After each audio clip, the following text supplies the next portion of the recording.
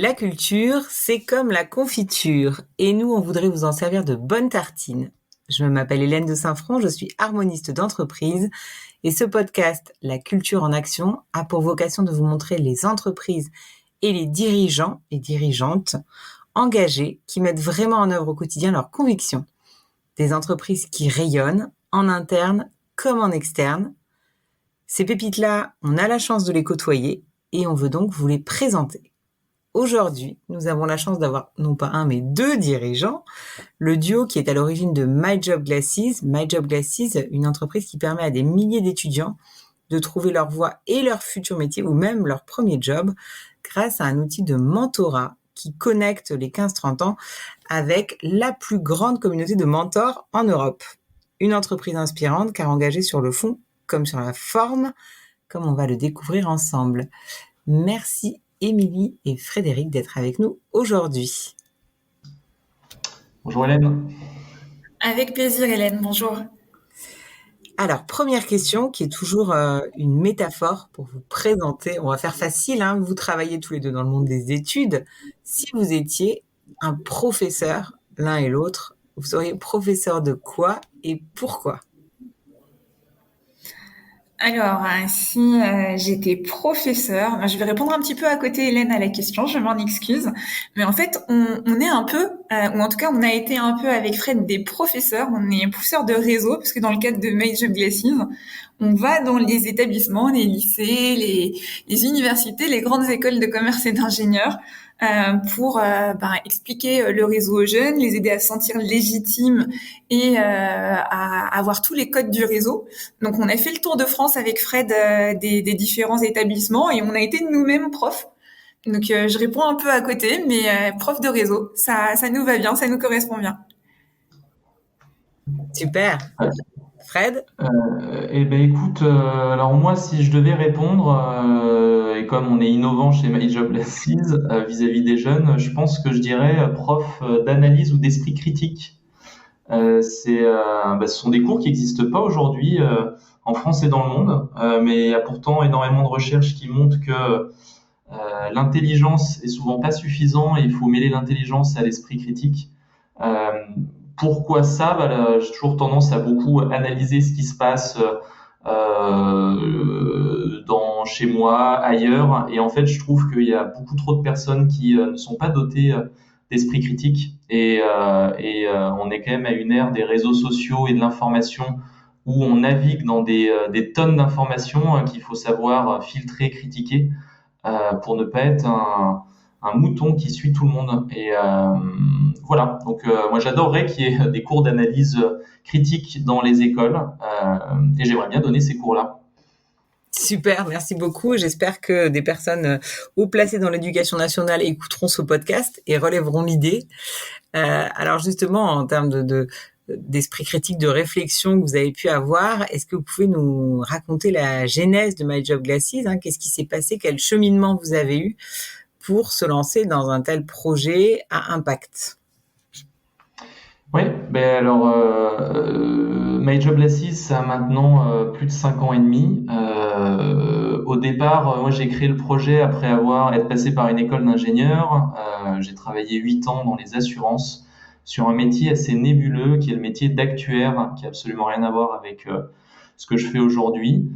Et en fait, passé la trentaine, je me suis rendu compte que je trouvais plus vraiment de sens dans mon métier. C'est toujours le moment, en tout cas avec ma bande d'amis entre 30 et 40 ans, en tant que jeune trentenaire, on prenait un peu de recul sur notre job. Et puis moi, je me suis dit à l'époque, pourquoi avoir choisi ce métier ? Et finalement, je me suis retrouvé dans une situation absurde parce que je me suis même rendu compte que j'avais choisi ce métier vraiment au hasard, là où il y avait la lumière et absolument pas par conviction. À tel point que j'avais même jamais rencontré un seul actuaire de ma vie avant de me lancer dans ce métier. Et donc je me suis dit c'est quand même assez stupide parce que si à l'époque j'avais rencontré des gens qui exerçaient ce métier, je me serais peut-être rendu compte que c'était sympa. Enfin en tout cas j'ai passé 8 bonnes années de ma vie, mais que c'était pas du tout probablement fait pour moi et que j'allais m'épanouir. Et donc la genèse de My Job Glasses, elle est issue de cette expérience-là, c'est-à-dire que je me suis dit qu'il serait probablement bénéfique de mieux connecter les jeunes, les étudiants avec des professionnels pour les inspirer et leur montrer la vraie vérité sur les métiers. Et donc à l'automne 2015, en faisant un premier test avec une vingtaine d'amis à moi qui se sont connectés à une trentaine de jeunes que j'ai trouvés dans des écoles, l'expérience était vraiment au rendez-vous, des jeunes qui étaient hyper emballés par le projet et la valeur que ça leur apportait du point de vue de l'orientation. Et puis des amis qui se révélaient un peu mentors malgré eux, ils trouvaient l'expérience hyper sympa. Et donc ça a donné envie de lancer et créer le projet. Et on va voir que si aujourd'hui on parle de valeurs, de culture, tout ça, ça dépend évidemment on va dire des ressources humaines et de l'humain. Et en fait, on lance jamais un projet seul, c'est toujours voué à l'échec. Et donc, fin 2015, j'étais en recherche d'associés au féminin ou au masculin. Et c'est par le hasard du réseau que j'ai rencontré du coup Émilie autour d'un déjeuner. Et on s'est hyper bien entendu et avec une vision commune qui se recoupait. My Job Less était né. Donc voilà comment s'est passé au départ la genèse de l'idée, la rencontre et puis le lancement du projet. Super. Et alors ces convictions qui vous animent tous les deux, qui sont très fortes, comment est-ce que ça a trouvé sa résonance auprès de partenaires, d'investisseurs, d'universités? Est-ce que ce sujet de la vocation, de faire rencontrer des professionnels, c'est un sujet qui parle? Et comment ça évolue? Alors c'est un sujet qui parle et qui parle d'autant plus aujourd'hui avec tout ce qu'on entend aujourd'hui sur le mentorat qui a été vachement mis en avant dans le cadre du plan Un jeune, un mentor du gouvernement aussi. Et c'est pour ça qu'aujourd'hui, en tant que premier acteur du mentorat, j'ai envie de dire que c'est un peu plus simple. Par contre, quand on s'est lancé il y a 5 ans et demi avec Fred, comme il le disait, c'était moins un sujet du moment et on était très innovants. En revanche, ce qui est assez fou, c'est que très vite, on a eu plein de personnes qui se sont lancées avec nous dans le projet. Des professionnels qui prenaient énormément de plaisir à partager l'amour de leur métier avec des plus jeunes et qui se sentaient utiles et qui étaient hyper fiers en fait des échanges qu'ils avaient. Des universités qui nous ont ouvert les bras quand on leur a proposé de venir donner des cours, j'en parlais tout à l'heure, pour expliquer le réseau aux jeunes parce que personne ne faisait ça. Et finalement, on s'est rendu compte que ce qui était le plus dur, c'était d'aller avoir des étudiants, alors que au départ, avec Fred, quand on en parlait, on était persuadés que les jeunes allaient nous sauter dans les bras en nous disant merci et que ça allait être plus difficile côté professionnel. On s'est rendu compte que c'était plutôt l'inverse et qu'il fallait vraiment aider les jeunes pour qu'ils se sentent légitimes encore une fois et que derrière les choses se transforment. Et puis après, là où ça porte sans doute le plus de sens, c'est chez nos collaborateurs. Chez les membres de l'équipe My Job Less, c'est assez incroyable de voir comment ils ont le projet à cœur et comment ça nous permet d'attirer un maximum de personnes pour nous rejoindre dans l'aventure. Parce que c'est vrai qu'on porte une très belle mission, remettre l'humain au cœur de l'orientation de tous les jeunes. C'est une belle mission et je crois que ça fédère pas mal de monde. Alors justement, ce projet, merci. Aujourd'hui, tu disais qu'il y a effectivement plus que jamais cette question du mentorat, de l'orientation qui est au cœur des discussions. Donc aujourd'hui, où est-ce qu'en est votre projet et puis quelles sont un peu vos ambitions pour les années qui viennent? Alors pour répondre à ta question, Hélène, il faut peut-être reprendre l'historique. Aujourd'hui, comme l'a dit Émilie, il y a 5 ans, je pense qu'on était... alors je ne veux pas dire ça de manière pédante, mais en fait on était un peu trop en avance sur notre temps, c'est-à-dire que le mentorat c'était une pratique qui existait, mais qui n'était pas généralisée, qui n'était pas dans l'ADN en tout cas des étudiants, et donc on a trouvé un modèle permettant de montrer la valeur de ce mentorat, de cette connexion entre les jeunes et les professionnels. C'est pour ça que My Job Less d'ailleurs est utilisé par des centaines d'établissements du supérieur, d'ailleurs dans leur cursus pédagogique. C'est d'ailleurs la manière qu'on a trouvé de rendre la démarche réseau qualitative et de générer un modèle de croissance sur le côté étudiant, établissement du supérieur. Aujourd'hui, où on en est, on a passé cette phase de product market fit. En fait, on a mis beaucoup de temps à la trouver parce qu'on n'était pas dans un marché qui existait. Et aujourd'hui, le marché, il existe. Donc, il existe parce qu'il y a une sorte de reconnaissance déjà sociale du mentorat. Émilie a parlé du président Macron qui a lancé le programme Un jeune, un mentor, qui est une sorte d'émanation du programme Un jeune, une solution. Donc, on est sur un marché qui existe, qui résonne dans la tête des professionnels, des entreprises, des étudiants. Et donc finalement, peut-être un peu à retard, mais en tout cas, on est vraiment sur un product market fit. Donc on a trouvé notre modèle de croissance, un modèle de croissance qui est un modèle de plateforme SaaS. Donc on a un outil SaaS de mentorat qu'on met à disposition des établissements divers et variés, établissements du supérieur, lycées. Mais on a aussi un outil de mentorat à destination des entreprises, que ce soit sur du mentorat externe, et puis on y reviendra peut-être. Une nouveauté chez nous qui est de lancer le mentorat interne, qui est la prolongation de notre raison d'être.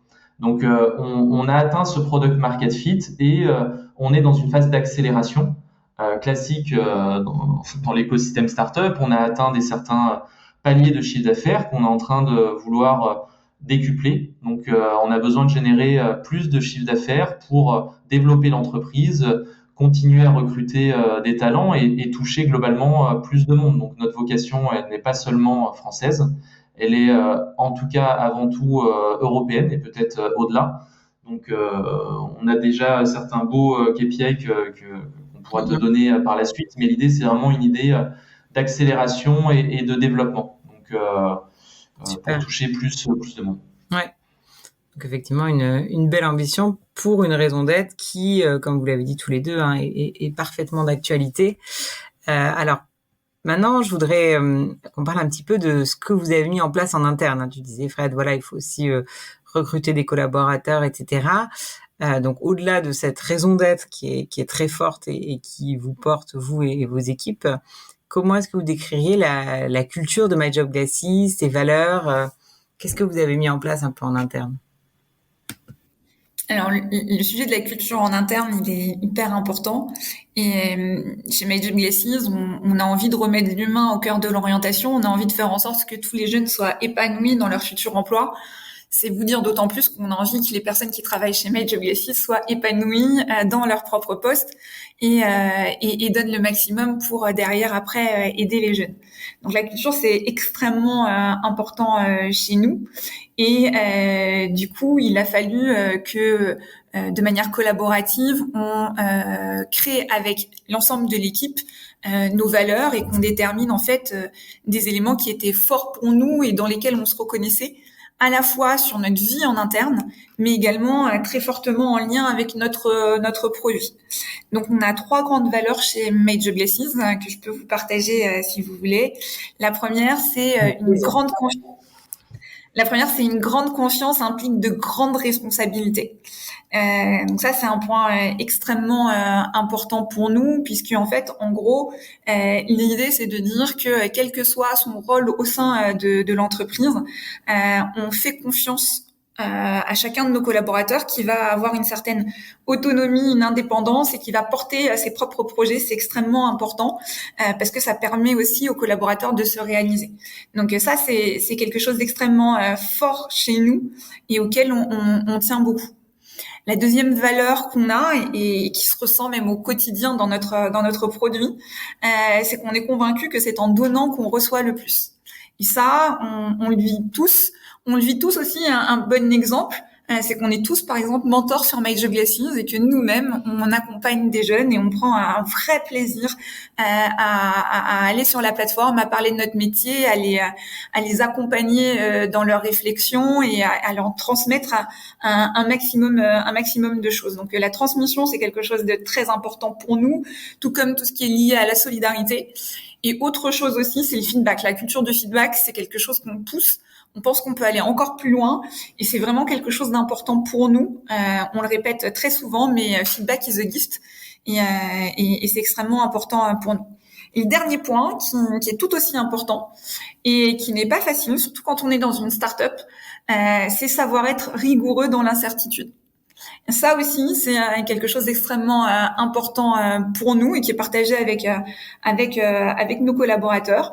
Dans une start-up, on n'a pas forcément écrit notre chemin pour les 10 prochaines années et il peut y se passer plein de choses.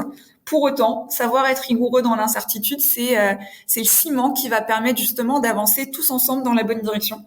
Et c'est extrêmement important. Et ça, c'était quelque chose qui nous tenait à cœur et pour lequel, en fait, on voulait que l'ensemble de l'équipe, l'ensemble des collaborateurs se sentent directement impliqués et concernés parce que ces valeurs, en fait, c'est le ciment de tous les jours chez My Job Glasses, et c'est extrêmement important que tout le temps on l'incarne et on le vit. Et alors, et justement, donc, pour déterminer ces valeurs, comment est-ce que vous y êtes pris? Puisque vous dites que, effectivement, c'est très important que toute l'équipe puisse se les approprier.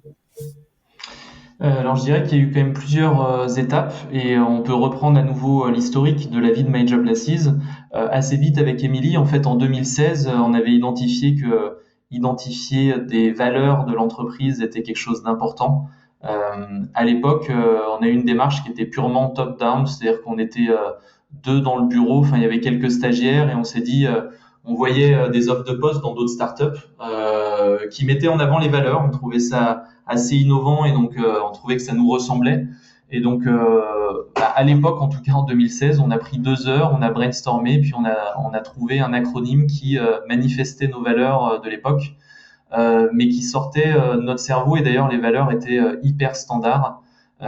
Mais en tout cas, ça nous permettait de les valoriser et de montrer qu'il y avait eu un effort de fait. Ça, finalement, 2 heures de brainstorming et puis après quelque chose, on avait même imprimé ces valeurs, on les mettait dans nos locaux de l'incubateur HEC. C'était une manière de dire que c'était important pour nous. Maintenant, ça a été fait probablement pas d'une bonne manière parce que édicter des valeurs quand on est deux, je pense que c'est pas forcément la bonne solution. En tout cas, ça nous a tenu pendant 4 ans jusqu'à ce que les collaborateurs, mais nous, on en avait conscience, fassent remonter que les valeurs finalement qu'on avait édictées, elles ressemblaient pas vraiment à l'entreprise d'aujourd'hui. Et donc c'est là où on a quand même pris conscience, et donc moi c'est aussi ma vision sur le projet qu'on a entamé, c'est que lancer ce processus de valeur et d'essayer de donner de rendre factuelle la culture de l'entreprise, c'est un processus qui est à la fois qui vient des cofondateurs, donc un peu top-down, et puis en fait il vient de ce qui s'est passé dans la vie de l'entreprise. Donc finalement une première réponse à ta question, Hélène, c'est comment on s'y est pris.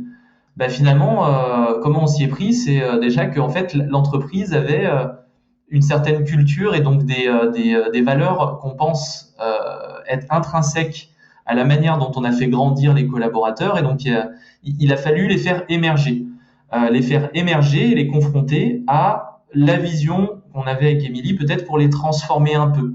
En tout cas, le processus de 2016 de dire les valeurs c'est ça, suivez ces valeurs-là, c'est quelque chose qui fonctionne absolument pas, et donc de base on s'est rattaché à un processus collaboratif. Donc comment on s'y est pris? Globalement il y a eu quelques ateliers, des ateliers où avec une réflexion en amont des uns et des autres, des collaborateurs de l'équipe sur qu'est-ce qui était important pour eux aujourd'hui dans l'équipe, qu'est-ce qui faisait que l'entreprise était bien selon eux, et quels étaient d'autres types de comportements ou d'actions qui selon eux étaient à proscrire.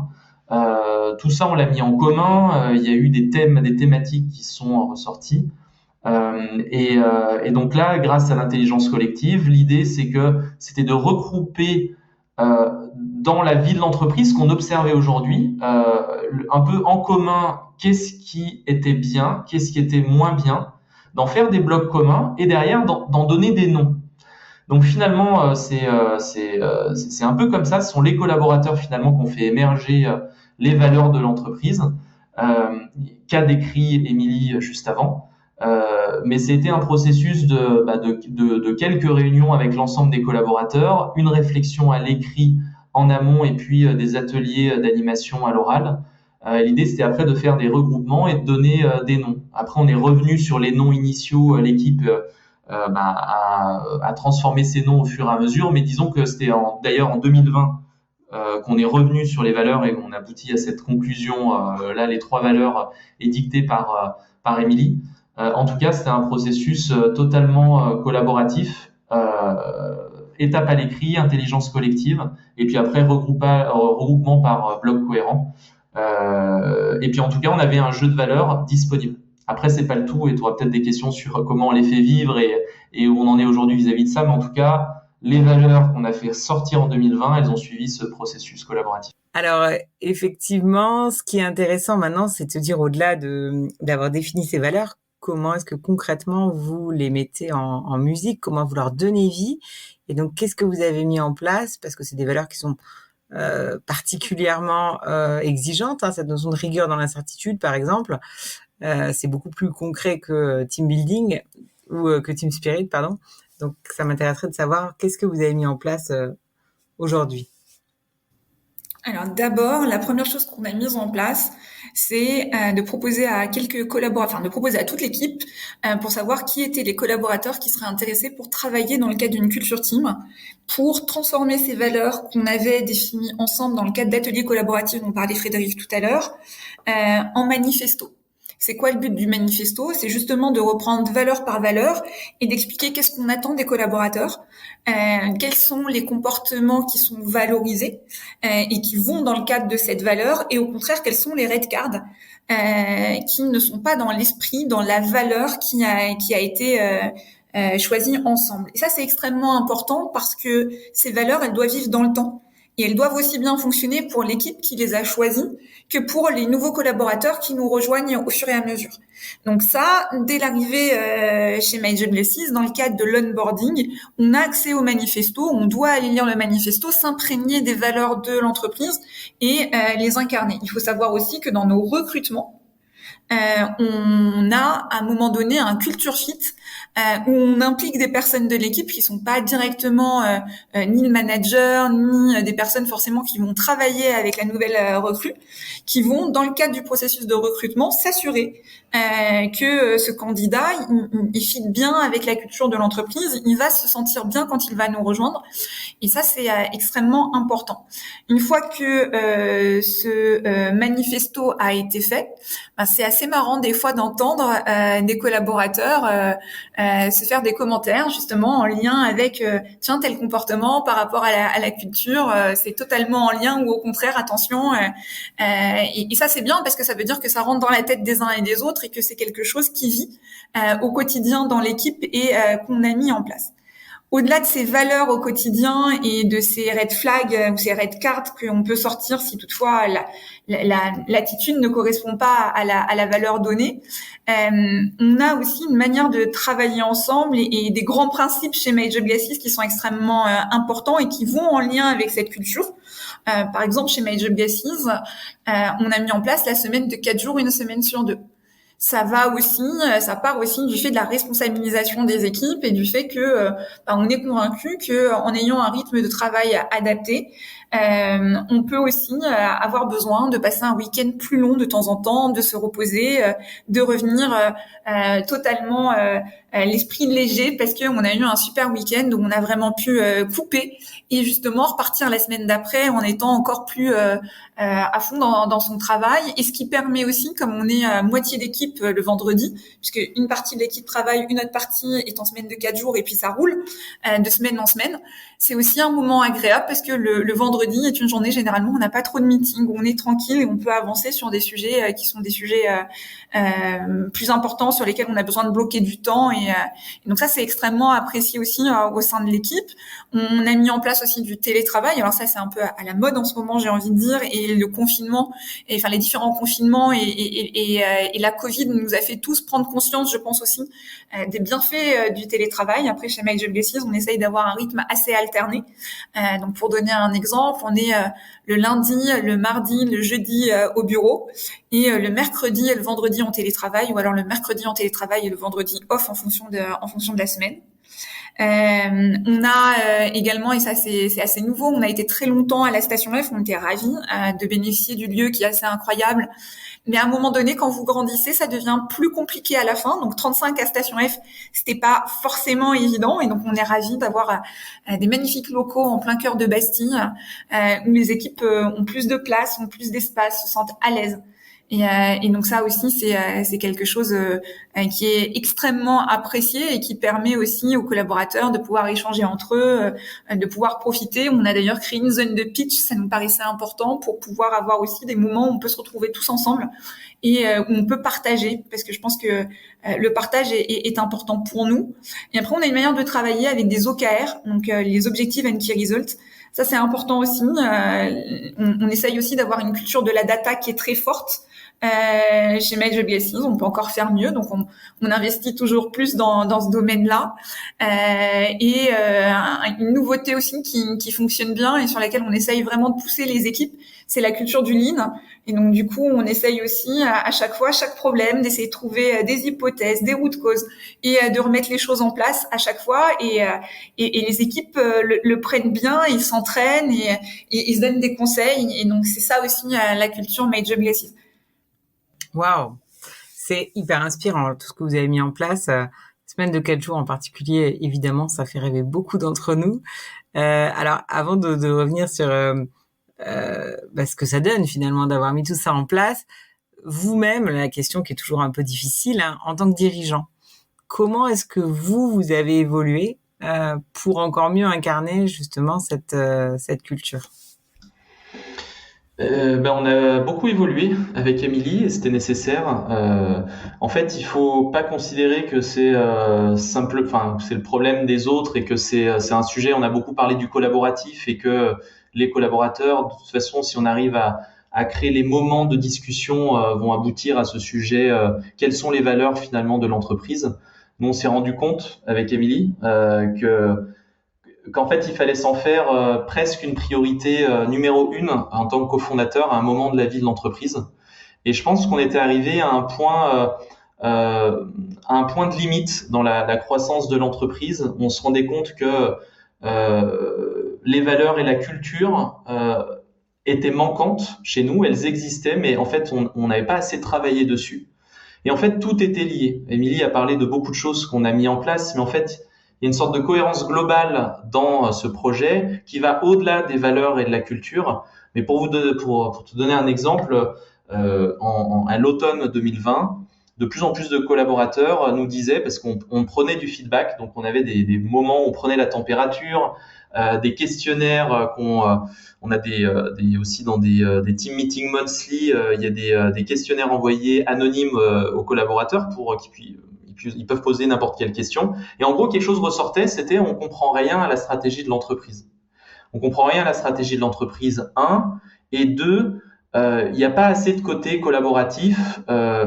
Tout est encore trop entre les mains des cofondateurs qui prennent des décisions. Et du coup, on est plutôt à les appliquer, mais on comprend pas forcément la logique. Et on s'est rendu compte que ça allait clairement bloquer. C'était déjà pas une envie de notre part. On a compris que c'était un élément fortement démotivant pour l'équipe et qu'il fallait qu'on change drastiquement les choses. Donc, la première chose que je peux dire pour répondre à ta question, Hélène, c'est que qu'est-ce que ça a changé pour Émilie et moi en tant que cofondateur? C'est surtout l'investissement dans ce sujet. C'est-à-dire que c'est un peu un sujet chapeau de l'ensemble de l'avenir de l'entreprise et que sans ça, l'édifice, c'est un château de cartes qui peut s'écrouler hyper rapidement. Donc on a investi beaucoup de temps et donc finalement tout est lié, c'est-à-dire que on a eu ce projet culture, quelle est la culture de la boîte, quelles sont les valeurs de l'entreprise, mais finalement ça a été le moment en même temps où on a redéfini la stratégie et la vision de l'entreprise. On s'est rendu compte en fait en 2020 avec Émilie qu'on était un peu comme des hamsters dans une roue et qu'on avançait tous les mois, tous les 2 mois par des petits coups par-ci par-là, mais qu'on n'avait pas remis en perspective l'avancée, la croissance de l'entreprise par rapport à une vision plus dézoomée qu'on avait peut-être eu l'occasion de discuter et de réfléchir en 2016, un peu 2017.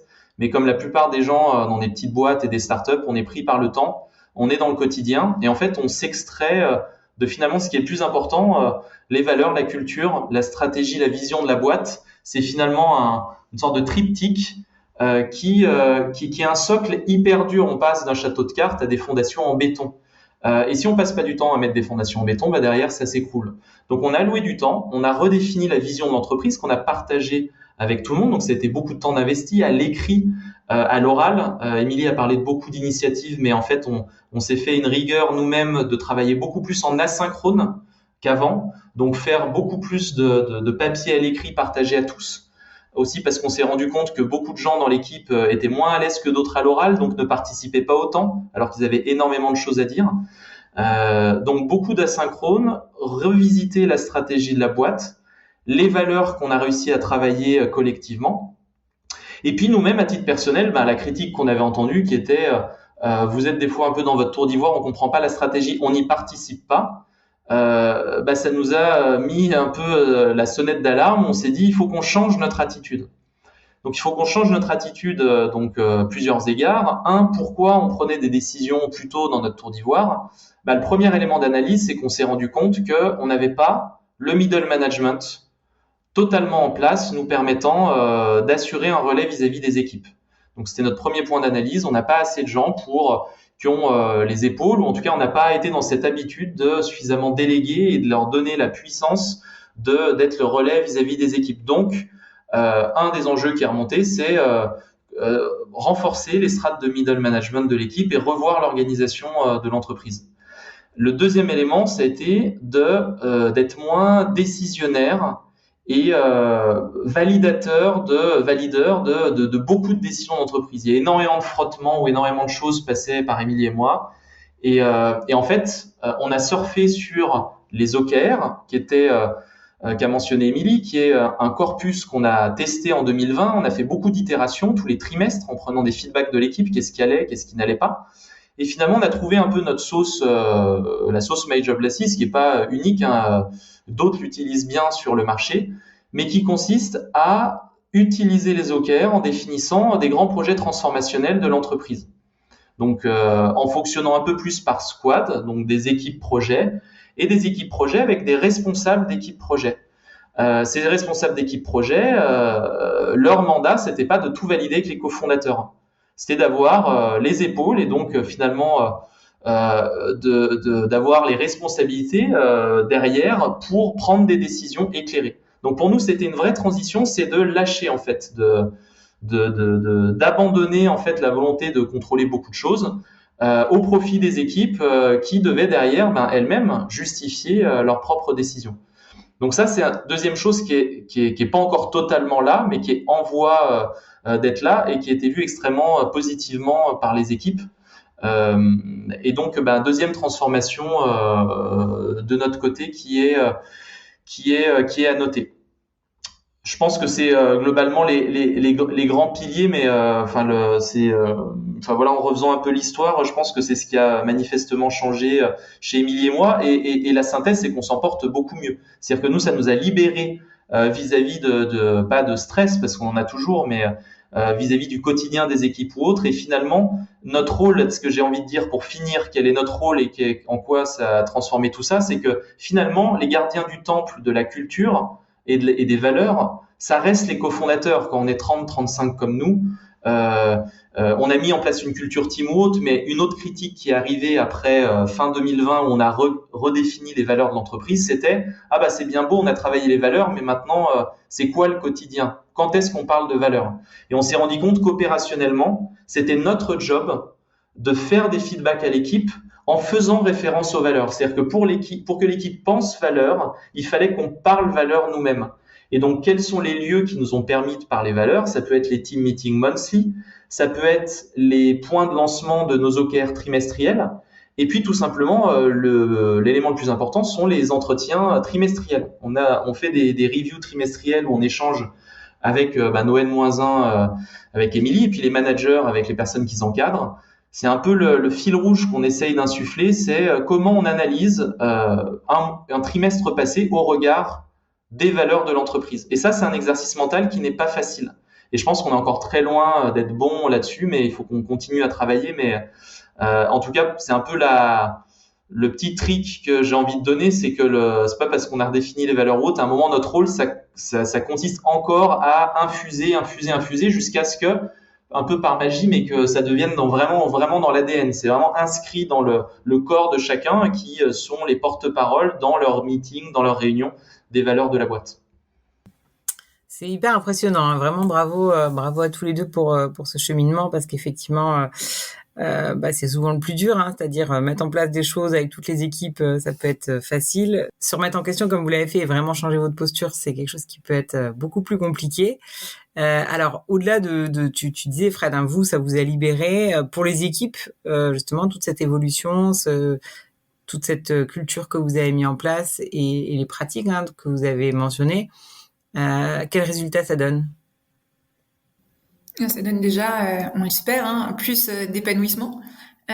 Parce que l'équipe se sent en lien et concernée par les valeurs et par l'entreprise qu'elle a rejoint. Donc nous, on avait déjà une équipe hyper engagée parce que la mission de My Job Glasses leur parle et c'est génial d'ailleurs parce que quand vous avez une équipe à un moment donné qui vous dit oui mais est-ce qu'on a bien pensé aux jeunes, est-ce que c'est bien, ils prennent vraiment à cœur et ils sont prêts à aller poser des questions par rapport à la stratégie, par rapport à ce qu'on met en place et c'est génial parce que pour Fred et moi c'est aussi un besoin, on annonce un nouveau produit, on annonce quelque chose de nouveau, on sait qu'on va être challengé sur ce sujet-là et on sait qu'il faut que ce soit en lien avec la mission, avec les valeurs, avec notre raison d'être.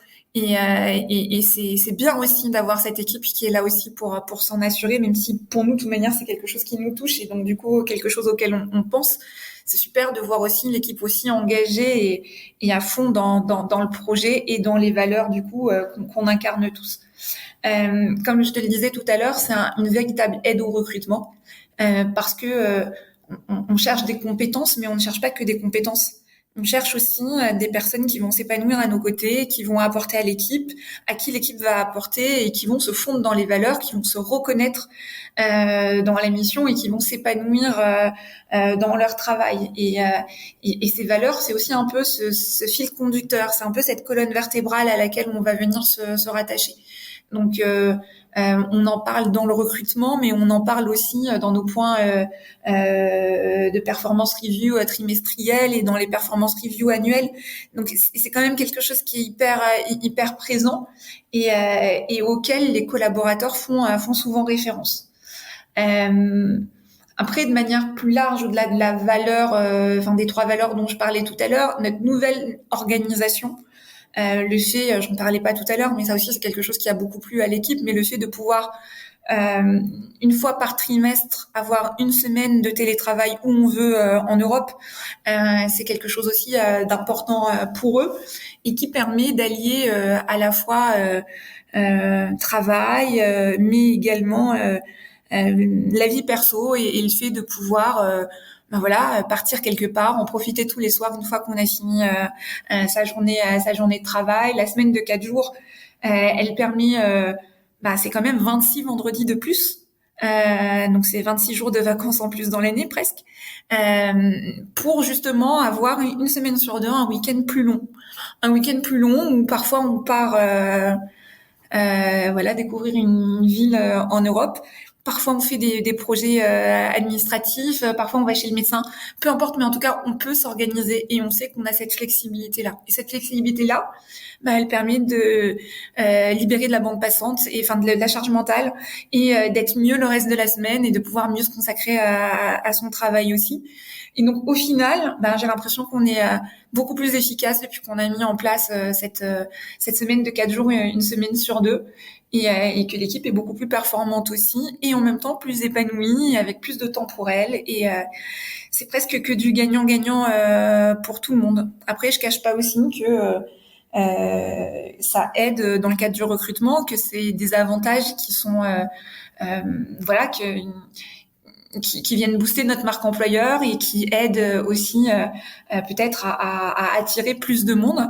Mais c'est la réalité, c'est-à-dire que ça c'est un point qui est important chez nous aussi, c'est le fait que ce qu'on dit, on essaye le plus possible de le tenir et c'est quelque chose qui nous fait plaisir, c'est quand les collaborateurs, et ça m'est arrivé encore ce matin, une collaboratrice qui nous a rejoint il y a 1 mois et avec qui en fait on bloquait le rapport d'étonnement dans l'agenda la semaine prochaine et qui me disait c'est incroyable, je dis ça à tout le monde mais entre ce que vous m'avez dit et la réalité, généralement, c'est pas toujours le cas, mais là, c'est vrai. Vous m'aviez prévenu à la fois des choses qui allaient bien et des choses qui allaient pas. Et c'est cette transparence-là aussi qui est une de nos valeurs et qui est bien incarnée. En fait, on veut que les gens soient épanouis, donc on essaye dès le départ et dès la phase de recrutement d'être le plus dans la transparence possible, parce qu'on n'a pas envie qu'une fois qu'ils arrivent, ils découvrent quelque chose qui ne leur plaît pas. Il vaut mieux tout dire dès le départ, au moins il n'y a pas de surprise. Et puis si ça correspond pas à la personne, c'est que c'est pas la bonne personne pour nous et c'est pas grave. Et au contraire, responsabiliser les gens après et permettre d'avancer. Donc ça, c'est un point extrêmement important aussi. Et je pense que cette transparence, qu'on invite aussi, hein, c'est assez marrant, mais je fais le lien, mais on invite nos clients aussi et on invite les mentors sur la plateforme à pas aller dans les paillettes et à expliquer à un jeune son métier avec les côtés positifs et les côtés négatifs. C'est quelque chose qu'on s'applique à nous aussi quand on recrute et qui est hyper important, et on est très transparent aussi sur la culture. Les candidats ont tous un culture fit, ils savent avec l'équipe, ils peuvent en parler, et quand ils nous rejoignent, ils ont une bonne idée de ce qu'est My Job Glasses et de comment ça va se passer pour eux. Oui, savoir ce qu'on va trouver et trouver ce qu'on pensait, ce qu'on cherchait, c'est effectivement quelque chose d'extrêmement important pour les candidats, et peut-être de plus en plus justement. Ces incohérences finalement qu'on voit souvent et qui vont plomber une arrivée, alors que justement ce que vous avez mis en place, ça permet aux gens de trouver tout de suite leur marque et de venir pour les bonnes raisons.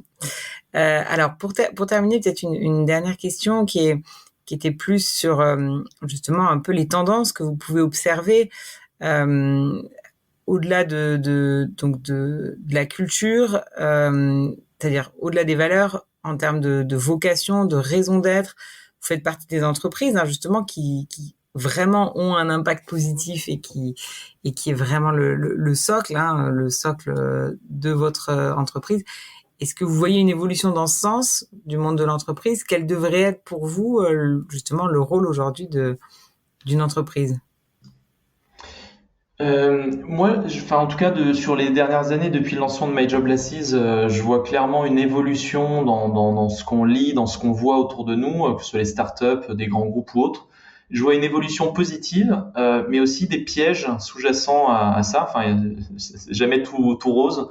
Clairement, voilà, c'est un peu une évidence, mais depuis les dernières années, il y a quand même cette mouvance où l'entreprise se veut plus à impact, donc dans l'écosystème startup, mais pas que. Notamment, c'est un exemple, mais voilà, il y a le label B Corp qui est là, et tout le monde aimerait bien pouvoir revendiquer cette labellisation. Je pense que en tout cas, nous, on est en connexion avec My Job Glasses, avec la génération Z, des personnes qui arrivent, des étudiants qui arrivent sur le marché du travail. Je pense qu'on n'est pas comme il y a 10, 20 ans où les gens cherchent à faire une carrière et à gagner de plus en plus d'argent. Je suis désolé, c'est un peu tarte à la crème ce que je vais dire, mais en tout cas, nous, on le sent, et en tout cas, dans les interactions qu'on a avec les jeunes via My Job Glasses, Émilie a dit qu'on était tous mentors chez My Job Glasses, donc on interagit avec, en tout cas, moi, personnellement, avec 5 à 10 jeunes par mois. Je vois que c'est en train de changer. Les jeunes, les étudiants sont en recherche de sens dans leur job. On voit bien que le critère du salaire, c'est pas forcément du tout le critère numéro 1. Et donc, l'entreprise veut montrer qu'elle a un impact sur le monde. Alors en plus, un monde qui va pas si bien d'un point de vue de la santé, d'un point de vue de l'écologie, etc. Donc tout le monde a envie de mettre un peu sa pierre à l'édifice et il va trouver du sens là-dedans. Pour autant, donc ça c'est vraiment une mouvance. On voit que à la fois les jeunes qui arrivent sur le marché du travail ont plus le même prisme d'analyse qu'avant, donc l'entreprise doit s'adapter. Et donc ça, c'est positif. C'est-à-dire que les entreprises ont plus tendance, et les entrepreneurs, à penser à ça. Je suis pas en train de dire que tout le monde veut avoir un impact sur la société, mais en tout cas, c'est quand même un fil conducteur ou un objectif que vont essayer de suivre et de chercher certains entrepreneurs. Comme tu le disais, Hélène, nous, on a la chance, mais je veux dire, cette chance, on s'est créé. Ce projet, oui, par définition, il impacte directement les jeunes. Le nombre de feedbacks qu'on a d'étudiants qui disent que des rencontres avec des mentors ont changé leur vie, c'est incroyable. Notamment là, ce début d'après-midi, j'étais avec une jeune fille en dernière année d'école de commerce qui m'a dit qu'elle utilise My Job Glasses depuis maintenant 5 ans. Depuis nos tout débuts, en fait, elle a été là au tout début, et qu'en fait son projet personnel, professionnel a complètement évolué grâce à nous. Et ça, c'est génial d'avoir ça, d'entendre ça. C'est beaucoup plus génial d'entendre ça que d'avoir un gros chiffre sur sa fiche de paye à la fin du mois. Et honnêtement, aujourd'hui, je pense que je gagnais beaucoup mieux ma vie avant, mais j'étais beaucoup moins heureux. Et je pense que je suis pas le seul. Je pense Émilie aussi, et donc beaucoup d'autres se reconnaissent là-dedans. On veut avoir un impact sur la société, c'est ça qui est gratifiant. Donc il y a une vraie mouvance. Par contre, le côté négatif qui vient derrière, c'est le côté marketing. C'est-à-dire que comme c'est un facteur d'attractivité, je trouve qu'il y a de plus en plus d'entreprises qui se galvanisent ou qui vont chercher à tout prix à dire qu'en fait ils ont un impact sur la société. Alors je vais pas nommer des grands groupes, notamment de l'agroalimentaire, qui vont dire non mais nous on révolutionne le monde, on a tel projet, on aide les enfants en Afrique, etc. Et en fait pour moi c'est une vraie vitrine. En fait c'est une vitrine, c'est du cache-misère en fait. Et je trouve, du coup je reboucle sur la question initiale, tu voudrais être prof de quoi?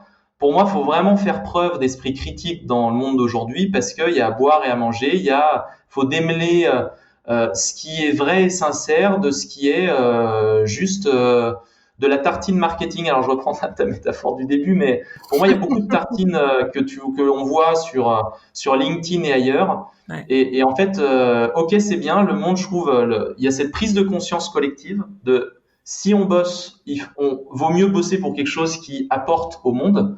Par contre, attention à tous ceux qui le disent mais qui n'y croient pas et qui mettent juste des paillettes pour attirer des talents. Et c'est là où on voit que derrière, il y a le revers de la médaille. C'est quand on accueille des gens dans l'entreprise. Quand on nous a mis des paillettes, mais qu'il n'y a pas de cohérence avec finalement ce que fait l'entreprise concrètement, en fait, c'est une catastrophe humaine parce que c'est du gâchis.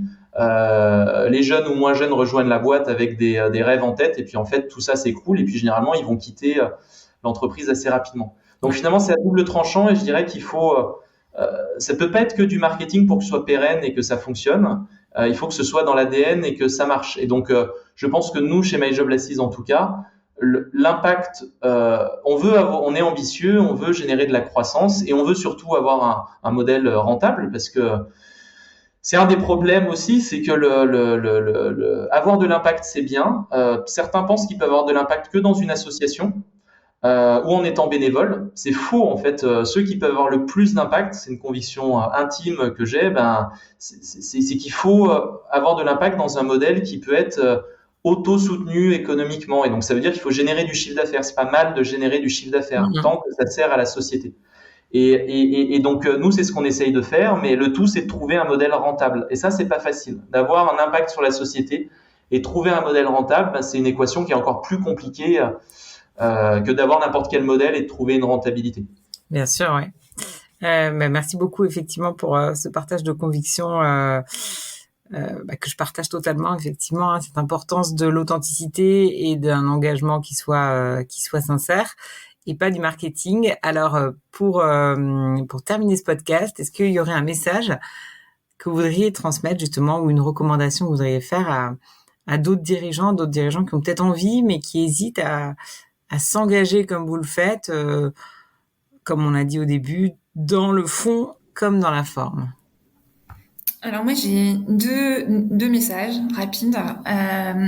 Le premier, c'est faites confiance à vos collaborateurs pour vous aider à écrire les valeurs de votre entreprise et pour vous aider à créer l'endroit où il fera bon de travailler tous ensemble et de délivrer votre mission ensemble. Donc les écouter, les impliquer à fond. On est souvent surpris très positivement par ce qui en ressort. Et la deuxième chose, c'est quoi que vous décidiez, soyez fidèle à vous-même. C'est-à-dire, n'allez pas, c'est ce que vient de dire Fred en fait, n'allez pas faire quelque chose juste parce que marketing, d'un point de vue marketing, c'est bien et c'est à la mode et c'est ce que les gens ont envie d'entendre. Si vous faites quelque chose qui vous ressemble pas, ce sera fake, ça marchera pas, ça pourra pas le faire. Donc, mettez en avant quelque chose qui est la réalité, quelque chose qui vous ressemble, quelque chose dans lequel vous et vos collaborateurs, vous reconnaissez. Et ça ne pourra que fonctionner, et ça ne pourra être que montrer ce qu'est votre entreprise. Et du coup, c'est grâce à cette vérité que vous arriverez à recruter les bonnes personnes, que vous arriverez à faire ce qu'il faut, parce que le fake, ça tient jamais bien longtemps. Et c'est dommage. Super, merci beaucoup. Fred, tu veux ajouter? Oui, pour rebondir sur ce qu'a dit Émilie, je reviens sur ce que j'ai dit à un moment. Moi, la vraie recommandation que je peux donner, c'est qu'en fait, je trouve que quand on parle de valeurs, de culture, je vois beaucoup de choses sur LinkedIn et ailleurs où beaucoup considèrent que justement c'est un vernis, c'est du bullshit, ça sert à rien et que de toute façon les gens le font parce qu'ils veulent attirer des talents, mais que derrière ça n'a aucun sens. Je pense qu'en fait ceux qui le disent, je peux peut-être les comprendre parce que justement il y en a trop qui considèrent ça seulement et purement et simplement comme un outil marketing, ce qu'on a un peu fait avec Émilie au départ, j'avoue, en 2016, c'était un outil marketing. On y croyait, mais on savait pas vraiment comment ça fonctionnait. Et donc aujourd'hui, moi, avec le peu de recul qu'on a, parce que je veux dire, c'est un projet qui a été lancé il y a maintenant 1 an. On en est encore qu'au tout début parce qu'on doit encore beaucoup itérer sur le sujet, mais pour moi, c'est vraiment ce côté où ça deviendra et ça peut devenir le ciment de la croissance de l'entreprise. C'est-à-dire que les valeurs, la culture, avec tout ce qui en découle autour de la vision et de comment l'entreprise s'organise autour de ça, c'est presque le plus gros asset de l'entreprise parce que ça va permettre de la libérer, que ça va permettre de faire en sorte que les gens sont heureux et sont fidèles à ce que l'entreprise a dit qu'elle était. Donc finalement, c'est un peu la signature de l'entreprise.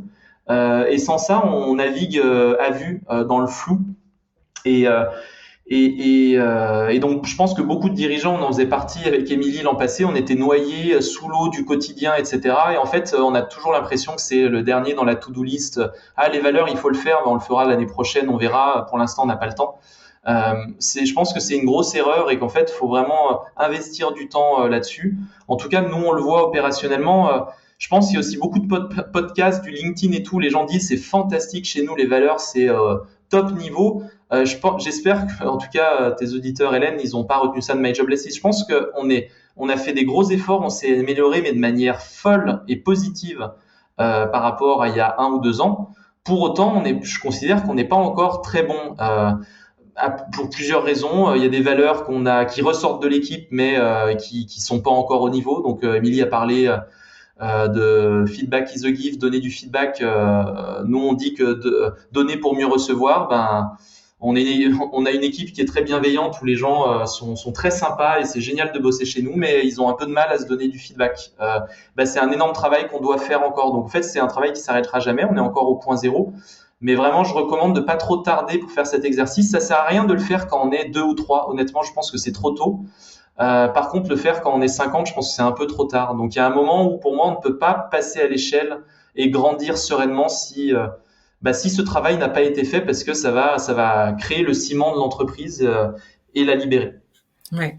Effectivement, passage à l'échelle nécessite en général un vrai travail sur cette culture pour être au clair sur qui on est, pour avancer, comme tu le disais, pas sur des fondations un peu château de cartes, mais sur quelque chose qui est du béton.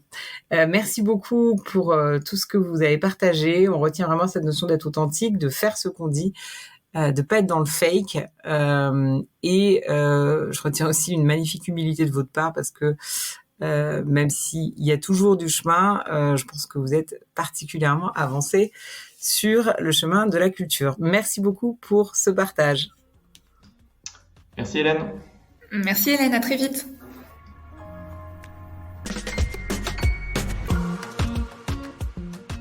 Merci d'avoir écouté cet épisode jusqu'au bout. Si cet épisode t'a plu, fais plaisir aux gens que tu aimes et partage-le à 1, 2 ou 3 personnes autour de toi. Et surtout, si tu ne veux rien manquer des prochains épisodes, tu peux également t'abonner à Harmony Inside sur ta plateforme de podcast préférée et nous laisser une note et un commentaire sur Apple Podcasts puisque c'est vraiment ce qui m'aide le plus. Encore merci et à la semaine prochaine pour de nouvelles aventures pleines d'harmonie.